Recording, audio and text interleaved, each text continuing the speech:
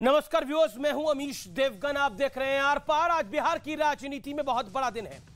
बिहार की राजनीति में एक कहावत भी बड़ी मशहूर है, जब तक रहेगा समोसे में आलू।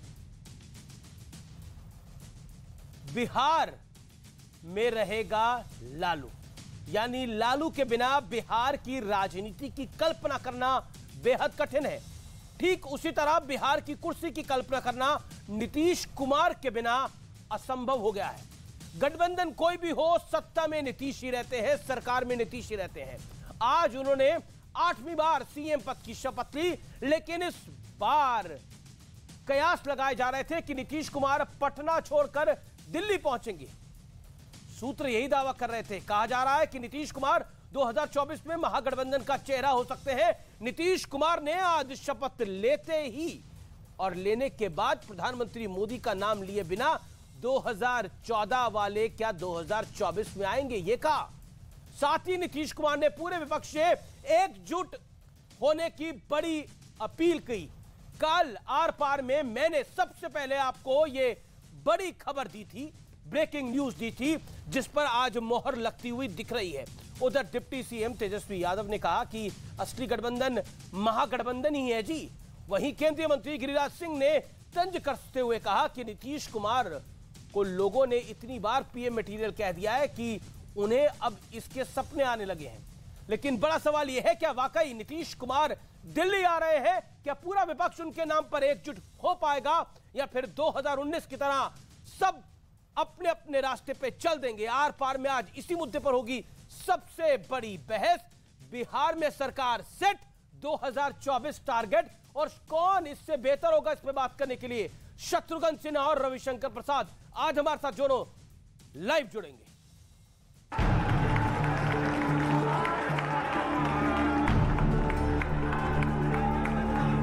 बिहार के जनता के लिए बहुत अच्छा हुआ है। बहुत बिहार के जनता के हम धन्यवाद देते हैं, शुभकामना भी देते हैं।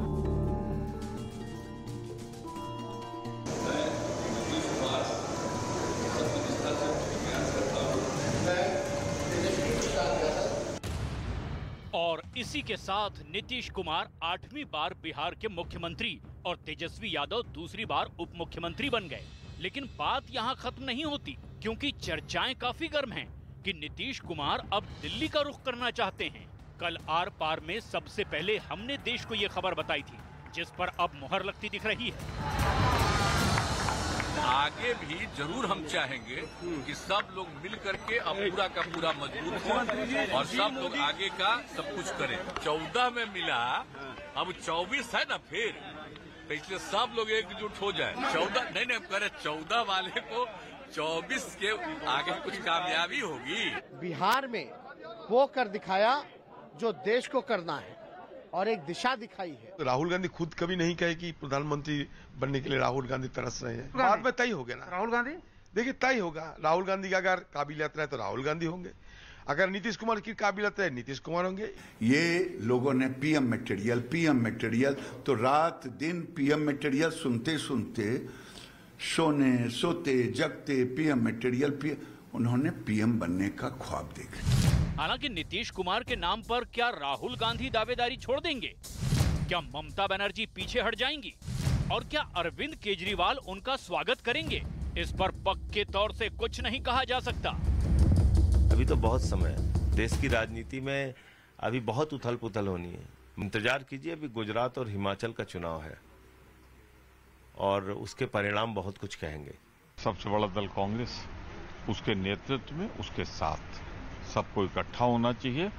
सत्ता में लौटते ही तेज प्रताप की दबंगई भी देखने को मिली। शपथ ग्रहण से पहले जब मीडिया ने उनसे बात करने की कोशिश की तो उन्होंने देखिए कैसा बर्ताव किया।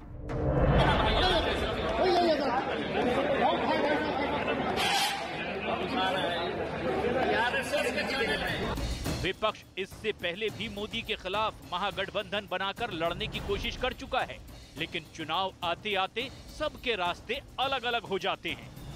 क्या इस बार नीतीश बाबू महागठबंधन का झंडा बुलंद कर पाएंगे? और अब वक्त है आर पार के सुप्रसिद्ध विश्लेषण का। महागठबंधन के इतिहास का विश्लेषण मैं आपको बताऊंगा। ज्यादा पीछे नहीं जाता, साल 2017 से शुरू करता हूं। यूपी विधानसभा चुनाव कांग्रेस एसपी में गठबंधन। प्लान यह था कि मोदी को हराएंगे, लेकिन नतीजा आया मोदी के चेहरे पर बम्पर वोट मिले, बीजेपी की ऐतिहासिक जीत हुई। 2018 याद करिए, कुमारस्वामी की शपथ, बेंगलुरु के मंच पर तमाम पार्टियों के बड़े नेता हाथ में हाथ डालकर एक साथ खड़े थे, लेकिन 2019 के चुनाव में नतीजा कुछ और ही निकल के आया। नरेंद्र मोदी की बम्पर जीत हुई।